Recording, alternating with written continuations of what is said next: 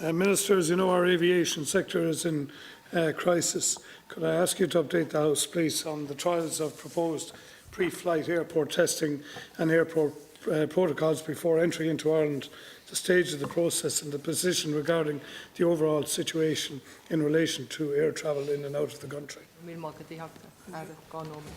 Thank you, Deputy. Thank you for your question.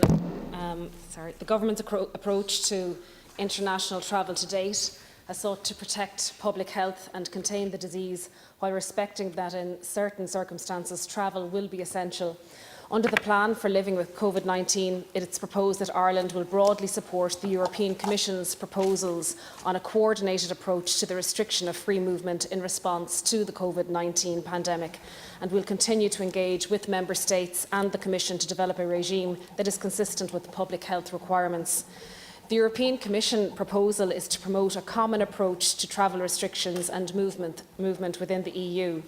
A coordinated approach among Member States requires joint efforts on 4 key points: the application of common criteria and thresholds in deciding whether to introduce restrictions to free movement, the mapping of common criteria using an agreed colour code, the adoption of a common approach as to the measures applied to persons moving to and from areas identified as higher risk, and providing the public with clear, comprehensive and timely information about any restrictions and accompanying requirements.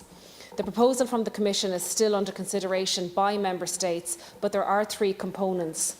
1. Common use of EPI-data to determine which country is on which list, quarantine or self-restrictions, testing at airports. Preparations for the implementation of the European Commission proposal would ensure that the establishment of any pre-departure or on-arrival testing arrangements for incoming travellers do not impact on testing and tracing of symptomatic patients and serial testing of high-risk groups or workplace environments.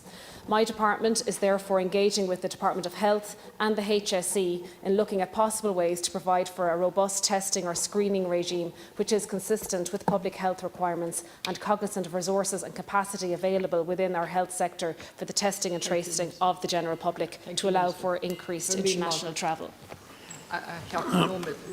Thank you, Minister. I think it's abundantly clear that the sector is in crisis. I think we have, as has been documented internationally, we have higher strictures on the level of activity in the aviation sector at the moment. We have Brexit coming down the tracks, and people are going to need access to air travel in order to create new connections and to open new markets. And I think one of the issues of testing is I'm not sure how widely we have been looking at testing rather than waiting for Europe to come up with possible opportunities. I brought into COVID committee some time ago the availability of antigen testing, and it hasn't been looked at. These are short-term 20-minute turnaround tests which could be used in aviation. I can't understand why they're not being spoken about or why they're not being approached. I would welcome the idea of a European-wide protocol in terms of aviation, but I would point out that we are probably not on a lot of countries' green lists, and we're not going to get there unless we can get something done in community here as well. But I would like to see more priority given to the issue of testing and quick turnaround tests. Thank you, Deputy. And yesterday, just to inform you, I met with the CEO of the Dublin Airport Authority, Dalton Phillips, in relation to the potential of testing at our airports. And the DAA is exploring options for COVID testing involving modelling against a possible new approach to international travel requirements in line with the European coordinated approach to help assess the possible business and public health impacts under different scenarios. So this will be they're going to factor in projected passenger demand and availability of testing supply capacity, and that will inform our decision making. But it is clear one of the big concerns is that whatever testing regime is put in place, that it doesn't impact on our own public health testing capacity here within the country, and we're all very mindful of that. And I agree, Deputy, that getting international travel back up is absolutely essential, and it's critical that we do it in a safe way where it is evidence-based also. Thank you, Minister, and I would just reiterate the importance of the aviation sector to Ireland. We have the largest leasing centre in the world for aircraft, as you probably know.